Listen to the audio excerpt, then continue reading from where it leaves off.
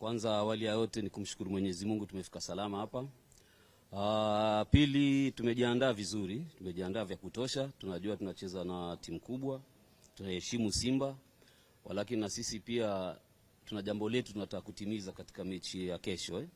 So kimaandalizi tumemaliza maandalizi yetu yote 95%, na tunachosubiria tu ni mechi kesho.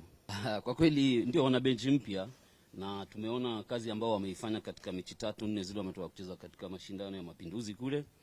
Naamini utakuwa ni mchezo tofauti kidogo kutokana na approach ile sisi tumekuwa tunacheza nayo. Manake pia wao Simba wamebadilika kwa mambo mawili matatu ya kiufundi. So tunatarajia kwamba na sisi tumekuja na mbinu mpya ya kutizama vile tunaweza cheza na wao na tukapata matokeo mema katika mechi ya kesho.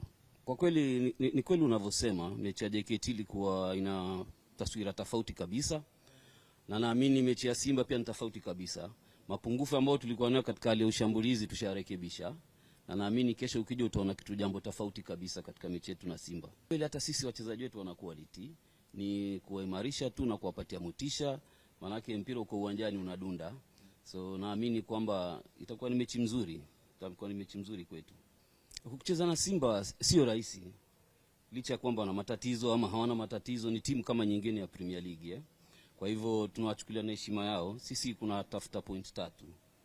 So mbinu yetu, kazi yetu ya kesho ni mbinu yetu ya kutafuta point 3 tu.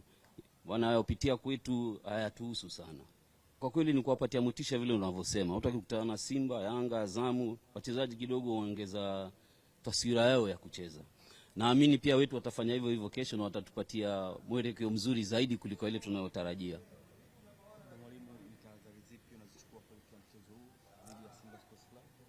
Ni kuwakanya wachezaji wangu tuwe tuna discipline, tuwe na nidhamu mzuri wakati wa mpira na bila mpira, na mengine yote yatatokea huko itakuwa ni juhudi yao wenyewe uwanjani.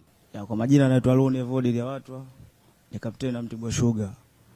Sisi tuna morali kupitia kwenye mchezo wa kesho na tumejiandaa vizuri kutokana na maelekezo ya walimu walivyotuelekeza, na mimi nitafanyia kazi mechi ya kesho. Kikubwa ni morali kuelekea mchezo wa kesho, hamna kingine, na kufuata maelekezo ya mwalimu. Tumelifanyia kazi hilo, walimu wenyewe waliliona, walifanyia kazi na wakatugia maelekezo, na sisi naamini tutafanya vizuri mechi ya kesho. Kama safu ya ulinzi sitapambana kadri ya uwezo wetu, na mashabiki wajitokeze kwa wingi, tutafanya vizuri.